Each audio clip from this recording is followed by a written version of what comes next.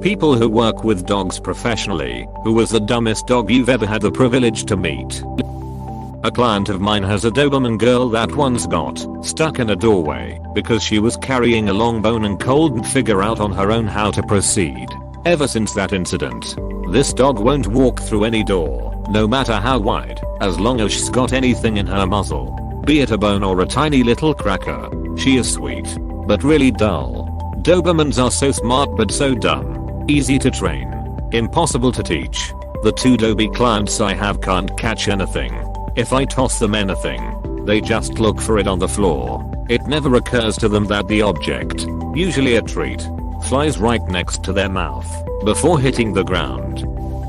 I work in a vet clinic and a dog ate a soft cloth foreign object. We were able to induce vomiting and keep the dog from getting an obstruction. Immediately after hurling up the object without a moment's hesitation tried to eat it again, so I had to pry it out of his teeth.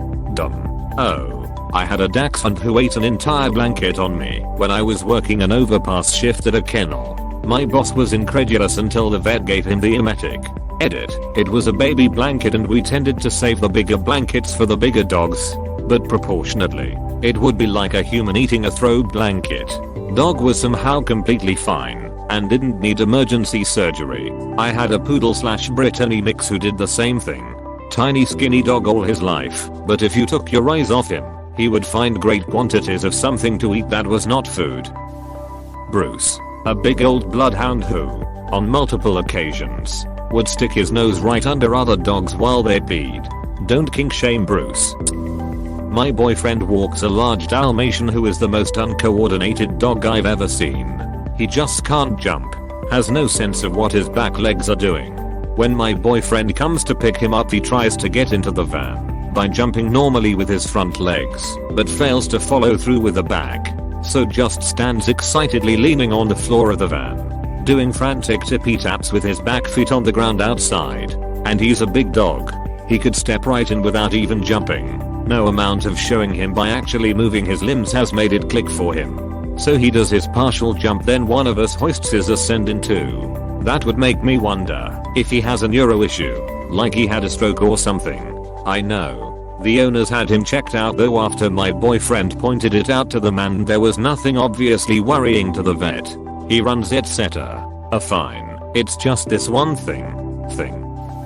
I used to work with dogs professionally. Immediately Cookie the Maltese comes to mind. His owner came in for private lessons as she was older and had a hard time focusing for more than 15 to 20 minutes at a time due to some medication she was on. Our first sit down I asked where she got Cookie, what issues she was having, and what her goals were for him. She said she got him off a friend, who was a breeder/shower. Apparently she got Cookie for next to nothing, because he was too stubborn. Thankfully that wasn't the case. He was just dumb. Sweet as a bucket of molasses, but dumb as a sack of nails. We worked together weekly for roughly 3 months with 20 to 30-minute sessions.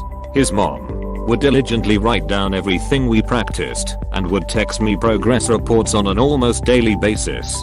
Thankfully her goals were very low for him. She mostly wanted a dog to cuddle with who would pee on his pee pads, sit when asked, and walk nicely on a leash.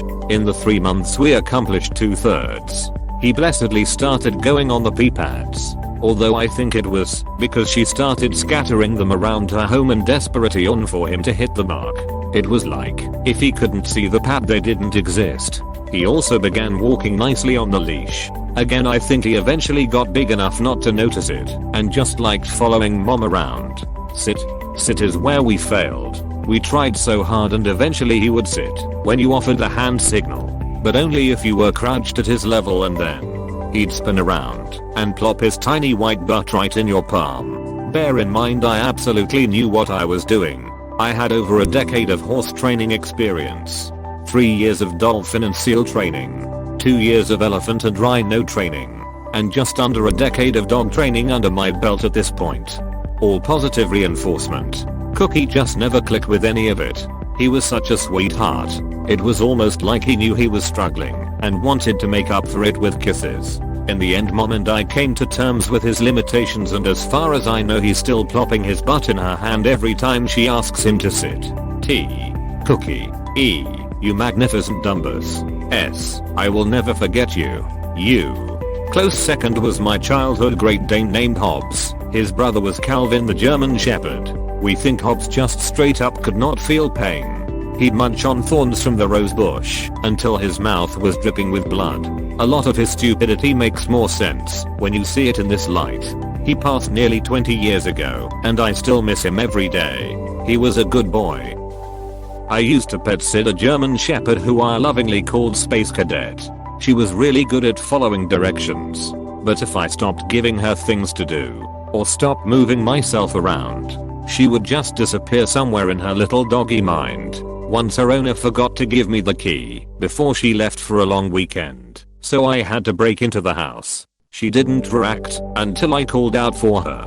She had no sense that something was off about my entering. All she noticed was that her friend was in the apartment and it was time to play. I miss that dog. Used to volunteer at a human society and I remember this one dog who was terrified of shadows.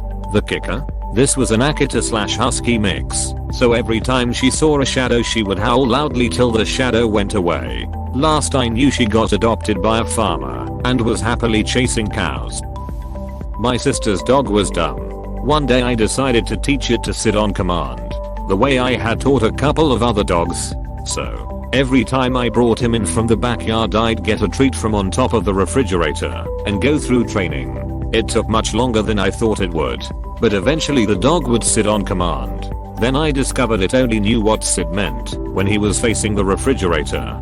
So, more training. Every time I brought him in, I'd have him face a new direction until he made the connection and would sit on command. Then I discovered he only knew how to do it in the kitchen. A dumb dog. Or smart enough to know that playing dumb would get more training, which meant more treats. Lol. Was walking a golden lab and this poor dog smelled something interesting. Decided to pee on it and lifted his leg. Mid-pee decided to smell it again and ended up peeing on his own face. Dog was something else. If you decided to pee on your dog, why did you want to lift his legs? It couldn't have been convenient to either of you. Poor confused doggo. Oh, you. Do not work with animals, but my mum's pit/lab mix is dumb.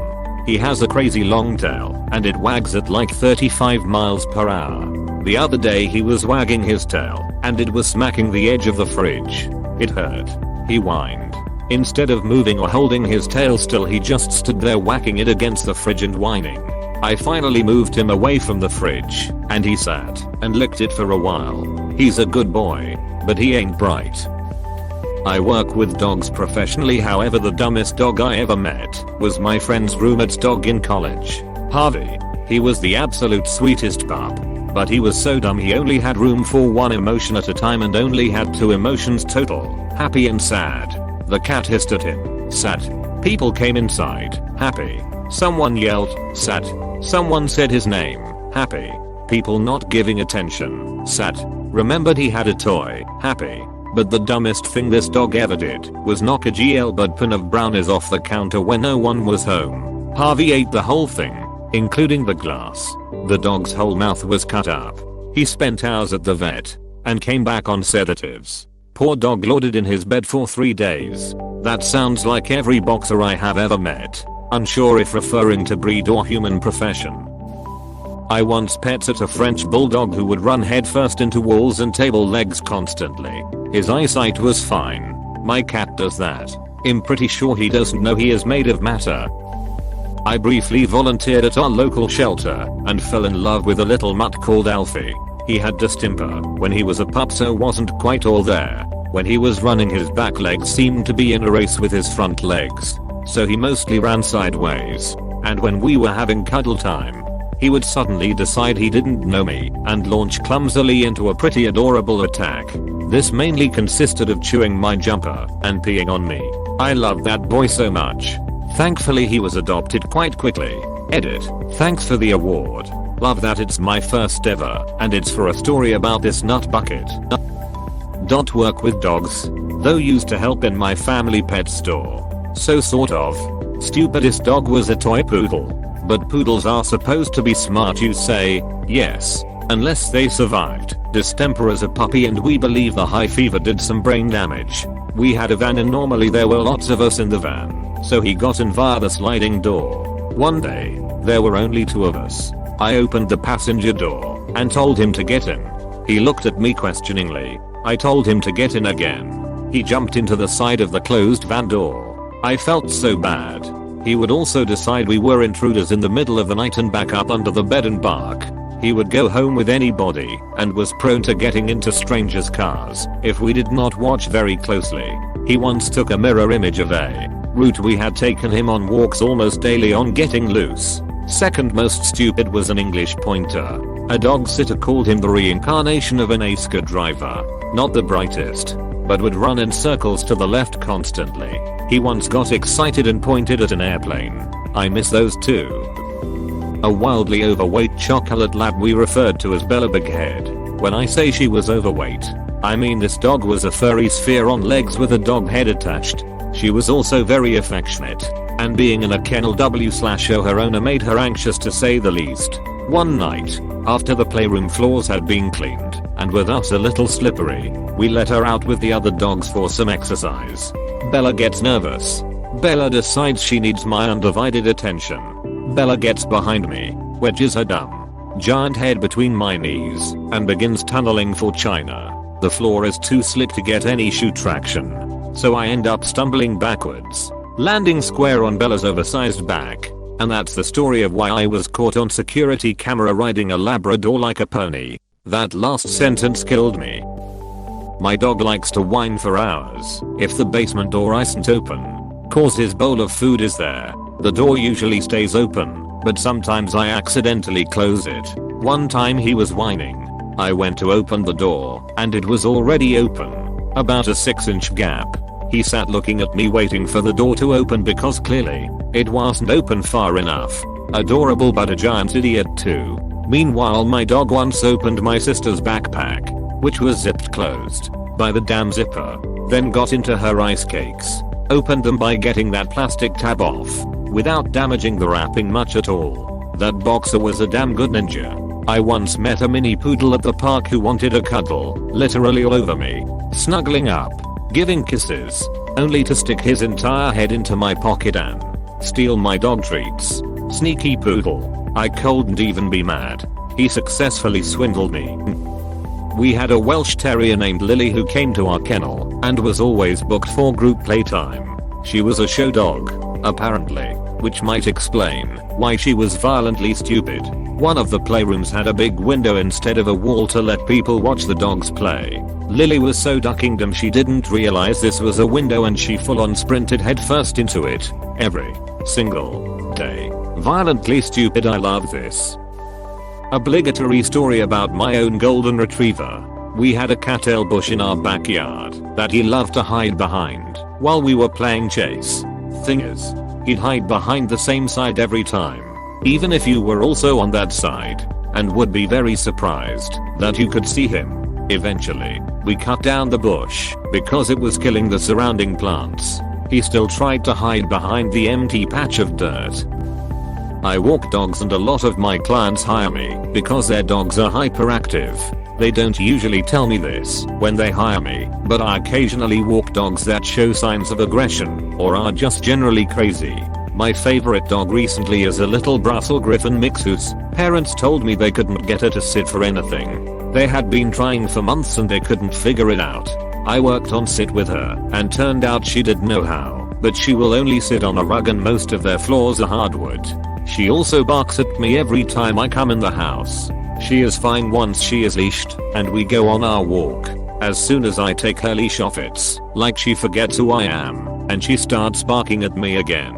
My most ornery client was a husky I used to walk every day. He would not do a single thing I told him to do unless he could get a treat.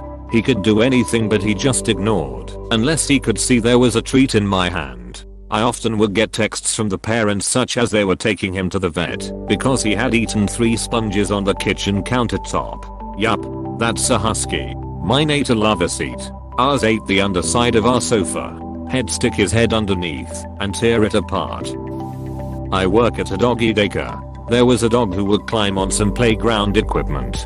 hang out a bit, then scream when he wanted to get down. There were stairs he could easily walk down, but he gets scared and calls for someone to put him down instead. Our kennel had a dog who liked to get on top of the playground equipment and try to jump on top of the nearest person. This was a problem, as he had long nails and was roughly the size of a horse. Put a nice gash into the back of my neck once. Maybe he was raised by budgies and thought he was one. Thank you for watching. We hope you enjoyed this video. Please subscribe for more videos.